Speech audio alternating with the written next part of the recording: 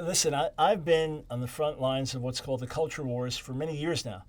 Back in 2004, the Lord laid on my heart, 2004, 2005, reach out and resist.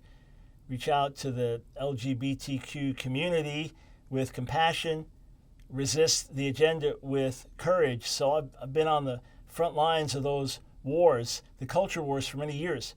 But we often make some fundamental mistakes when we are fighting people, when we take our eyes off spiritual things, when we are primarily known for being against this or against that, where our focus is not ultimately on bringing people to the Lord through the power of the gospel and using the weapon of prayer, and our primary emphasis is put on fighting against the left, or fighting against a radical democratic agenda, or fighting against this political party, or looking to the courts to do this, that. We get involved in the political system. We get involved in this world system. You got some junk going on in your kid's school. Of course you go and talk to the teachers. Of course, I reject this sex ed program for my 10-year-old. Absolutely. You get involved. Where you see things that are wrong, where there's injustice, where there's an attack on our religious freedoms and rights, yes, you get involved, you speak up, you vote accordingly. You may take a stand in the workplace. We do all that, but that is secondary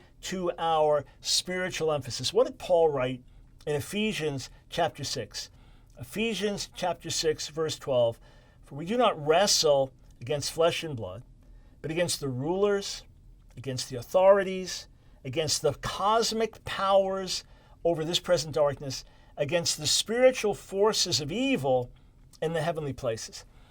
That means that my ultimate enemy is Satan, not a radical gay activist, not a radical feminist, not a militant, shout your abortion advocate. My ultimate enemy is Satan, who wants to destroy those people and wants to destroy me. And ultimately, we must war in the spirit first, and then in the natural second. We often reverse it.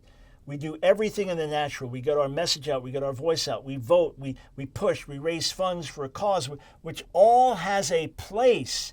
But we must put first things first. We must put the spiritual emphasis first. We must put spiritual warfare and prayer and preaching the gospel first.